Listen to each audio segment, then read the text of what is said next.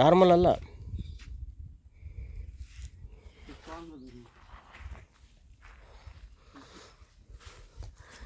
ಇಲ್ಲಿ ಬರೆದಿರೋ ಪ್ರಕಾರ ವರಾಹ ಶಿವ ದೇವಾಲಯ ಅಂತ ಇದೆ. ಸೊ ನನಗೆ ಗೊತ್ತಿರೋ ಪ್ರಕಾರ ವರಾಹ ವಿಷ್ಣುವಿನ ಅವತಾರ. ಇಲ್ಲಿ ಪೂರ್ವದ್ವಾರದಲ್ಲಿ ವರಾಹ ರಾಜಲಾಂಛನವಿರುವುದರಿಂದ ಈ ಶಿವ ದೇವಾಲಯವನ್ನು ವರಾಹ ದೇವಾಲಯವನ್ನು ಕರೆಯುವುದು ರೂಢಿಯಲ್ಲಿದೆ.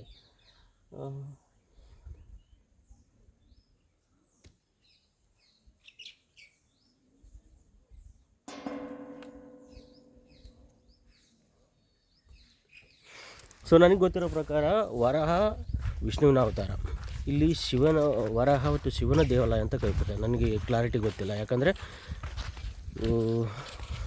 ಬ್ರಹ್ಮ ವಿಷ್ಣು ಶಿವ ಇವರು ಬೇರೆ ಬೇರೆ ತ್ರಿಮೂರ್ತಿಗಳು, ಆಯಿತಾ. ಆ ತ್ರಿಮೂರ್ತಿಗಳು ಇವರೆಲ್ಲ ಬೇರೆ ಬೇರೆ ಅವತಾರಗಳು. ಇಲ್ಲಿ ವರಾಹ ಶಿವನ ಅವತಾರ ಅಂತ ಇದೆ, ಬಟ್ ಅಲ್ಲಿ ವರಾಹ ವಿಷ್ಣುವಿನ ಅವತಾರ ಅಂತ ಇದೆ. ನನಗೆ ಎರಡರಲ್ಲೂ ಕನ್ಫ್ಯೂಷನ್ ಇದೆ. ಯಾವುದಂತ ದಯವಿಟ್ಟು ಗೊತ್ತಿದ್ದರೆ ಕಮೆಂಟ್ ಮೇಲೆ ಮೆನ್ಷನ್ ಮಾಡಿ.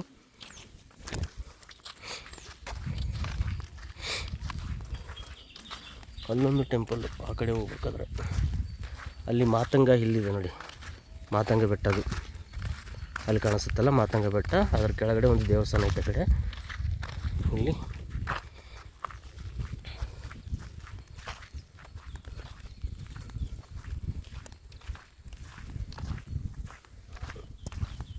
ಈ ಪುರಾಣಗಳ ಕಥೆಗಳು ಜಾಸ್ತಿ ನೋಡ್ತಿರ್ತಲ್ಲ ನೀವು.